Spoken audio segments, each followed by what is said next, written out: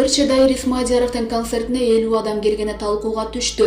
Ырчы Дайыр Исмадияровдун концертине 50ге жакын адам келгендиги катуу талкууга калды. Бул сындар тууралуу Ырчыда өзүнүн пикири менен бөлүштү. Исмадияров баракчасына концерт болуп жаткан жерден видео жүктөгөн. Тасмадан залда адамдын аз экенин көрүүгө болот. Кечээ күнү концерттен видео отчет киргизсем, негативге бай комментарийлер жаадууга чиркин. Бар эмес, бирок арасында болду. 50 кишиге да концерт коесуңбу дегендерге жооп берип коеюн. Биринчи кезекте мени сыйлап келген ар бир көрманымды сыйлайм. Жана зал 250 кишиге ылайыкталган чакан маданият үйү болгондуктан эл толуп 250дөн ашык киши болду. Телефонун ары жагында олтуруп алып негатив жазгандарга негизи теңелбей эле коеюн дейм. Бирок кээде ашыкча асмандан түшкөнсүп комментарий жазышат. Неге мынча көкүрөк негатив жаман сөздөргө толгон? Эгер менин чыгармачылыгым силерге жакпай жатса, менин баракчама кирбей эле койгула сураныч. Чыныгы мени сыйлаган көрмандарым үчүн фото, видео жүктөйм. Ошолор менен жакшы маанайымды бөлүшкүм келет деп окурмандарына болгон таарынычын айтты. Ал Ырчынын көрмандары ага азаматсың деген бааларын беришти. Эске салсак, аталган концерт Ынтымак айылынын маданият үйүндө болуп өткөн. Булак Барометр KG. Темир Сариев Акшумкар партиясынын лидери. Атамбаев башка партия түзбөйт, ал күрөшөт.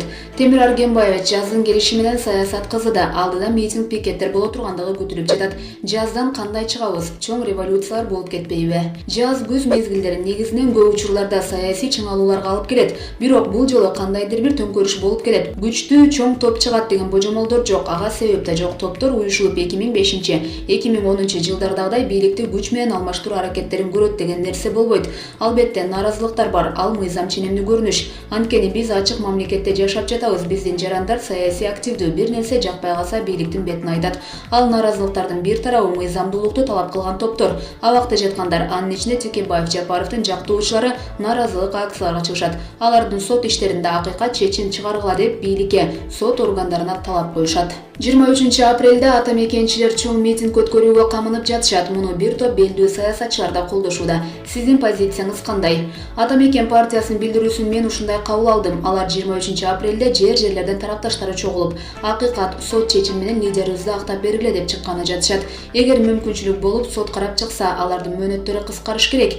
Эгерде Текебаев эркиндикке чыкса, ал сөзсүз түрдө сотту жаңы жагдайлардын негизинде каратып чыкканга бүт күчүн жумшайт. Анткени ал ушунча жылдан бери саясатта келатат. Анын аты таза калыш керек, ушуга аракеттенет. Ал кишини баарыбыз билебиз, мамлекетчил көз карашта жүргөн адам. Садыр Жапаров боюнча да ушундай наразычылык митингдер өтүшү мүмкүн. Ал эми ата мекенчилердин митинги боюнча менин позициям, мен алардын талаптарын колдойм. Туура кадам деп баалайм. Анын үстүнө алар айтып жатышат. Биз сот иштерине кийлигишпейбиз, сот акыйкат карап берсин деп. Бул жагынан биз да колдоп турабыз. Текебаевдин 60 жылдыгына бардым. Ооруканага барып сүйлөшүп кеткем. Биз көп учурларда бирге болгонбуз. 2007-жылы шайлоого да чогуу барганбыз. Текебаев мыйзамсыз камалганын дайыма айтып келем. Атамбаев башка партия түзөбү? КСДП кимде калат? Атамбаев башка партия түзбөйт. Бирөө Атамбаевдин партиясы болот, экинчиси Атамбаевсиз КСДП болот. Эгерде алар юстиция министрлигинен каттала алса. Бирок бул жаман көрүнүш. Мындай жол менен партиянын экиге бөлүнүшү туура эмес. Атамбаев күрөшөт. Кандай жол менен күрөшөт, аны убакыт көрсөтөт. Бирок баары мыйзам чегинде болуш керек. Аны камай алышабы? Экс-президентти камоо абдан чоң саясий чыңалууга алып келет. Муну билишибиз керек. Экинчи жагында ойлош керек. Атамбаев түрмөгө батабы же батпайбы? Аны камаш үчүн жүйөлүү дагы себептер болуш керек. Бул жерде юридикалыкта чоң талаш бар. Азыр көптөр айтып жатышат, биз экс-президенттин кол тийбестиги жөнүндө мыйзамды алып койсок эле аны камаганга болот деп. Кээ бирөө экс-президент жөнүндө мыйзамдын да кереги жок, конституциянын негизинде камап койсо болот дейт. Юридикалык талаш деген ушул, мыйзам артка иштебейт. Бул аны сөзсүз түрдө колдонот. Биз тарыхтан да сабак алышыбыз керек. Ансызда эки президент сыртта жүрөт. Дагы бирөөнү ушундай кетирсек, мамлекеттеги чыңалууну баспай, тескерисинче курчутат. Бабановдун келишине канчалык шарт, мүмкүнчүлүк бар? Бүгүн анын келишине шарт бар. Келсе болот, мен башында эле айткам. Эгер ал кетпей койсо, акыбалы да саясий багытта балким башкача болот эле. Келем десе өз жери, эли кантип келтирбей кое алабыз.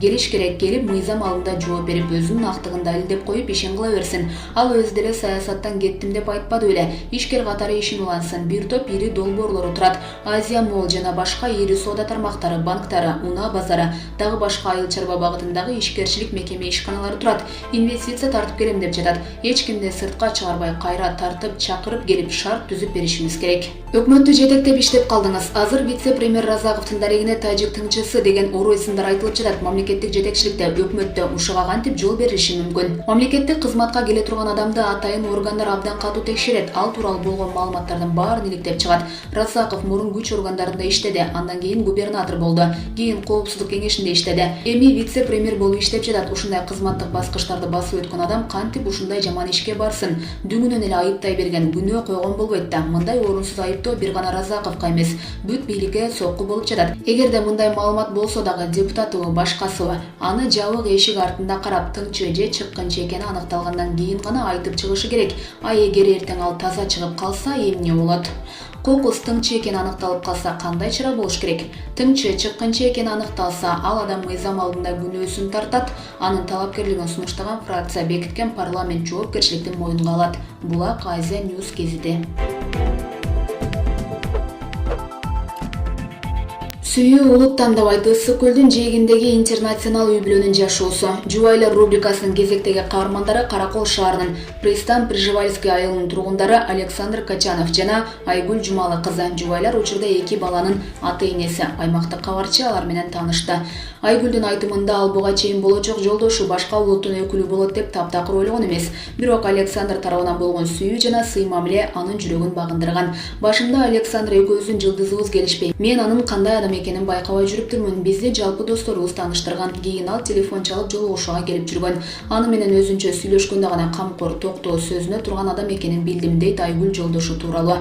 Александр жана Айгүлдүн бул экинчи никеси. Александрдын биринчи жубайы каза болуп калган. Ал аны менен 15 жыл бирге түтүн булаткан. Ал эми Айгүлдүн ата-энеси анын тандоосун колдоого алышкан. Менин ата-энем Ак Суу районунун Жылдыз айылынан болушат. Үй-бүлөдө жалгыз бала болуп чоңойдум. Ошол эле айылдагы кыргыз мектепте окудум. Менин классташтарым, досторумдун баары кыргыздар эле. Кыргыз тилин 100% билем деп айта албасам дагы түшүнүп эркин сүйлөй алам. Өзүмдүн мекеним болгон Ысык көлдөн эч жака кетким келбейт. Кыргызстан менин мекеним, менин үйүм, мен бул жерде төрөлүп чоңойдум. Ушул жерден досторду таап, үй-бүлө күтүп балалуу болдум. Ысык көлдүн жээгинде жашоо эле канчалык кубанычтар туулайт. Улуу балам 5-класста окуйт.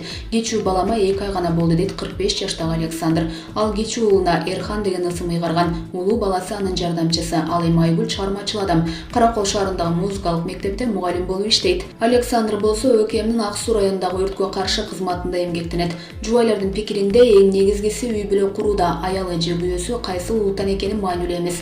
Башкысы алардын ортосундагы сүйүү жана сыйлоо. Александр бардык эле кыргыз күйөө балдар сыяктуу Айгүлдүн ата-энеси жашаган Ак Суу районунун Бозбулуң айылына барып турат. Жакындары аны Саша деп аташат. Алардын айтымында Саша кой сойгону жакшы билет жана каада салттар, жүрөлгөлөр тууралуу түшүнүгү экенин. Булак турмуш KJ. Өзүнчө эле өзүн сезип алганго Айзада Жамгырчиеванын ачык кийими катуу сынга кабылды. Алып баруучу ырчы Айзада Жамгырчиева ачык кийинген сүрөтүн жүктөйм деп сынга кабылды. Айзаданын бул сүрөтүнө ырчы Турдакун Ниязалиев да өзүнүн пикирин жазып калтырды. Айзада Жамгырчиева сүрөтү менен бөлүшүп, бул сүрөттү жүктөөрдөн мурун аябай ойлондум. Кой майкачан дешет, шымын ит талап кеткенби десечи, өзүнчө эле өзүңдү сезип алгансың го я. Желбегей жабынбайт кокуй деп сиздерден укканча өзүм жазып салайын дедим деген алдын алган оюн жазып калтырды. Бул сүрөт коомчулуктун катуу сынына кабылды. Диний ырларды жайылтууга салым кошуп келген эки тилдүү ырчы Турдакун Ниязалиев да жакшылап ойлонсоң болмок экен деген пикири менен бөлүштү. Канчалык терс пикирлердин, сындардын болгонуна карабай, Айзаданын чыныгы күйөрмандары жакшы көз караштарын билдиришти. Булак Барометр KJ. УКМК мөр басып берүү үчүн бир кишиден $900 алган чегарачы кармалды. Териштирүү маалында белгилүү болгондой, сөз болуп жаткан 6 ирандык Кыргызстандын аймагына таптакыр кирген эмес. Улуттук коопсуздук мамлекеттик кызматы Кыргызстанды транзиттик өлкө катары пайдаланып өтүүнү көздөгөн чет элдик жарандарды мыйзамсыз каттоого алган чегарачыны кармап кылмыш ишин козгоду. Бул тууралуу УКМКнын маалымат кызматынан билдиришти. Иликтөө маалында мамлекеттик чегара кызматынын Манас аэропорту өткөрүү пунктунун кызматкери ирандык 6 жаранды сырткы миграция бирдиктүү системасына мыйзамсыз каттоого алып, паспорттарына Кыргызстанга кирди делеген мөр басып бергени белгилүү болду деп айтылат билдирүүдө. Териштирүү маалында белгилүү болгондой, сөз болуп жаткан 6 ирандык Кыргызстандын аймагына таптакыр кирген эмес, чек-арачы алардын ар бири үчүн $900 пара алганы айтылды. Ирандыктарды Кыргызстан аркылуу бирок башка жолдор менен алып өтүү көздөлгөн. Аталган факты боюнча жазык кодексинин 320 кызмат абалынан кыянаттык менен пайдалануу, 329 кызматтык жасалмалуулук жана 325 берене пара алуу менен кылмыш иши козголду. Булак Спутник KG.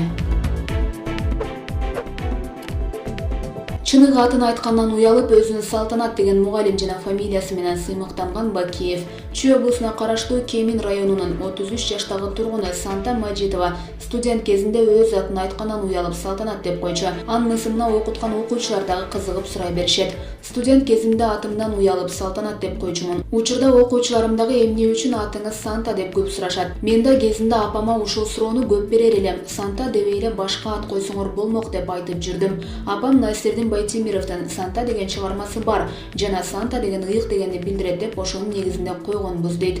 Бир жолу 7-класска сабак берип калдым. Улуу географиялык ачылыштар деген темада Санта Мария кемесинин Атлантика океанына барганы жөнүндө окуучуларга айтып берип жатсам, балдар бири-бирин карап күлүп жатышат. Андан башка дагы Санта деген ысымдар, аталыштар көп эле кездешет. Мисалы Санта деген генералдар, жерлер бар. Бирок мен окуучуларга тартынбастан эле айта берем деди ал. Санта Мажитова 1986-жылы 13 январда Кемин районуна караштуу Жолбулак айылында төрөлгөн. Атам мал доктору болсо, апам тарых мугалими. Өзүм 5 бир тууганмын. Жолбулак айылындагы мектепке 1992-жылы кирип, аны 2003-жылы аяктагам. Аталган жылы Арабаев атындагы Кыргыз мамлекеттик университетинин тарых факультетине барып, аны 2009-жылы бүтүрүп чыктым деди ал. Каарманыбыз ар кыл сынактарга катышып, талыкпай эмгектенүүнүн арты менен бир топ сыйлыктарга ээ болуп келет. Айылдык кеңештин айыл өкмөтүнүн ардак баракчылары менен жыл мугалими сынагына катышкандыгым үчүн райондун грамотасы жана мыкты жазылган доклад үчүн Кыргыз Илимдер Академиясынын грамотасын алгам дейт. Эмгек жолумду Жаңы Алыш айылындагы Абдымомунов атындагы мектептен баштадым. Эмгек жамаат менен тез эле тил табышып кеттим десем болот. Улуу мугалимдердин акыл насааттарын угуп бири-бирибизге сый мамиле кылабыз. Алар менин экинчи үй бүлөм десем жаңылышпайм деди ардактуу мугалим. Ал үй бүлөлүү 2 уул 2 кыздын апасы. Базаркоргон районунун 36 жаштагы тургуну Бакытбек Бакиев кезинде Бакиевдин тууганы болосуңбу деген суроону көп укчу. Учурда Санкт-Петербургда эмгектенем. Ооба, көпчүлүк менин фамилиямды угуп бир саамга карап, Бакиевдин тууганы болбойсуңбу деп сурагандар кездешчү. Мен ага таң калбай деле калгам, дароо эле жок деп күлүп жооп берем. Эми фамилия окшош болсо эле тууган болуп калбайм да. Мен өз фамилиям менен сыймыктанам деди ал. Булак Турмуш KG.